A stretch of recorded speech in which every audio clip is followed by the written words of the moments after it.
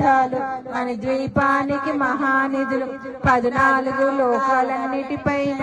సర్వలోకమను లోకము కలదు సర్వలోకమే ఈ మణిద్వీపం సర్వేశ్వరికది శాశ్వత స్థానం చింతామణుల మందిరమందు పంచబ్రహ్మల మంచము పైన మహాదేవుడు మహేశ్వరితో నివసిస్తాడు మణిద్వీపంలో